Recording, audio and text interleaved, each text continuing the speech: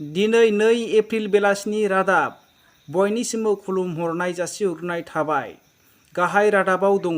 कक्राझार जिल्लानि कंग्रेस कमिटिया दिनै गोख्रों सोमावसारदों। बिजेपि सरकार हाय हाय आरो आसाम सरकार हाय हाय होननानै बिथांमोनहा धरना होदों। पेट्रल, डिजेल आरो संग्रा गेसफोरा आरो गोबां मुवाफोरनि दामफोरा नख्रां मोनहैनायनि जाहोनाव बिथांमोनहा सादारन सुबुङा जिउ खुंनो थाखाय गोबांथार खस्थ' जाबाय होननानै बिथांमोनहा खौरांगिरिनि गेजेरजों फोरमायदों आरो थाबैनो आसाम सरकार आरो बिजेपि सरकारा गासैनिबो दामखौ खमायनांगौ होननानै बिथांमोनहा हुमखि होयो। वेस्ट बेंगल कलकाता हुगलि ओनसोलाव बिसिया फिसाय थासेयावबो गुबुनखौ गोसथोनायनि फिसायआ गावनो सुइसाइड जानानै थैदों। फिसायनि नखरा उनाव बिसिखौ बुग्लिदोंमोन होननानै जों मिथिनो मोननाय जायो। खाथिनि पुलिसफोरा मिथिनानै बेखौ बासायनानै हस्पिटालाव लांनानै फाहामथाय हैदों होननानै जों सुलुंनिफ्राय मिथिनो मोनो।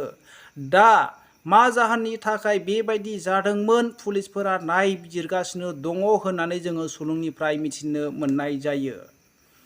बावखुंग्रि फेस्टिभेलखौ खुंनो थाखाय बिबान मोननाय सुबुंफोरा लाहार फाहार खालामगासिनो दं होननानै जों खौरांनि गेजेरजों मिथिनो मोननाय जायो। सानथामनि हाबाफारि लानानै खुंनो थाम-थिम जागासिनो दं। 12 एप्रिलनिफ्राय लानानै 14 एप्रिलसिम खुंनाय जागोन। बे बावखुंग्रि हाजोआव गाखोब्ला गोसोनि साननाया जाफुङो होननानै गोबां सुबुंफोरा फोथायो। बिजों लोगोसे बेयावहाय माखासे बादायलायनायबो जागोन। साइकेल सालायनाय, हाजो गाखोनाय, मेथाइ खननाय आरो मोसानाय बादायलायनाय जागोन होननानै जों खौराङाव मोननो हायो। गोसो गुदुं गोनांफ्रा बादायलायनो हाहैगोन।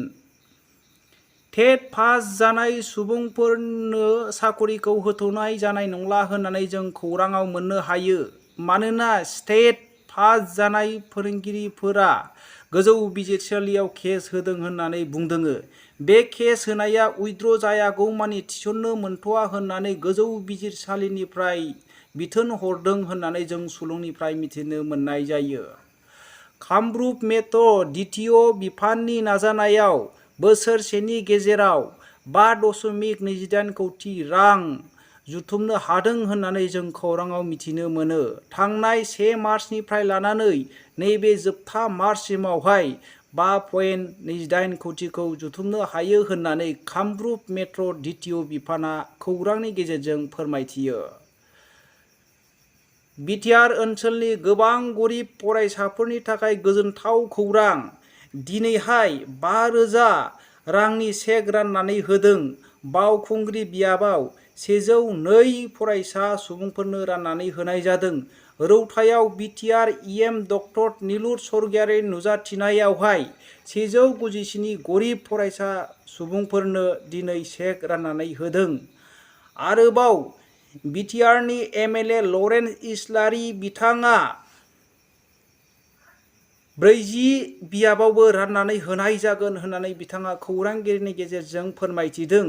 आरो गोसो गुदुं गोनां सुबुंफोरनो फरायसाफोरनो फ्रि कचिं होनाय जागोन।